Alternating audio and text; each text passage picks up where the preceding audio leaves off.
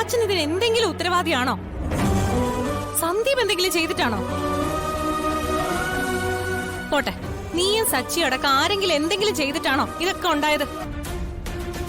ആരും ഒന്നും ചെയ്തിട്ടില്ല. പക്ഷേ അനുഭവിക്കാനുള്ളതൊക്കെ അനുഭവിച്ചു.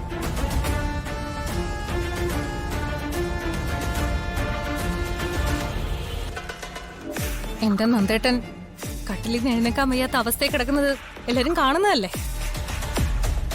ഇതെല്ലാം വെറുതെ അങ്ങനെ സംഭവിച്ചാണെന്ന് വിശ്വസിക്കാൻ ഞാൻ തയ്യാറല്ല.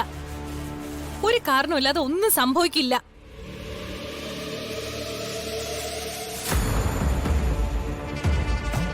സ്നേഹയുടെ പ്രഗ്നൻസി അബോട്ടായി പോയത് മുതൽ ഇന്നലെ രാത്രി ആ ഗുണ്ടകൾ കയറി വന്ന് ഇവിടെ ഉണ്ടാക്കിയ പ്രശ്നങ്ങൾ വരെ എല്ലാത്തിനും കാരണം ജനിക്കാൻ പോകുന്ന ആ കുഞ്ഞിന്റെ ദോഷം കൊണ്ടാണെന്ന് ആരെങ്കിലും വിശ്വസിച്ചാ അവരെങ്ങനെ കുറ്റം പറയാൻ പറ്റും?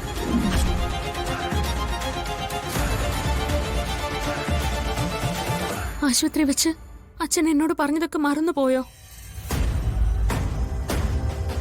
ഇതൊന്നും അച്ഛൻ വിശ്വസിക്കുന്നില്ല എന്നല്ലേ അന്ന് എന്നോട് പറഞ്ഞത്?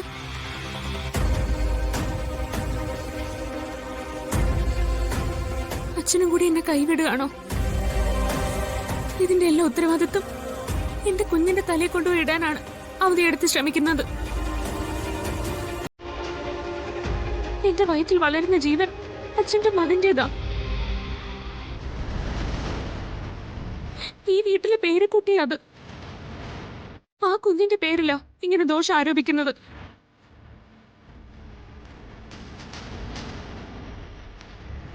അത് ആൺകുഞ്ഞാണോ പെൺകുഞ്ഞാണോ എന്നൊന്നും ഞങ്ങൾക്കറിയില്ല. ഒരുപാട് പ്രാർത്ഥനകൾക്ക് നടത്തി കിട്ടിയ കുഞ്ഞിനെ സന്തോഷത്തോടെ സ്വീകരിക്കാൻ ഞങ്ങൾക്ക് അവകാശമില്ല അച്ഛാ.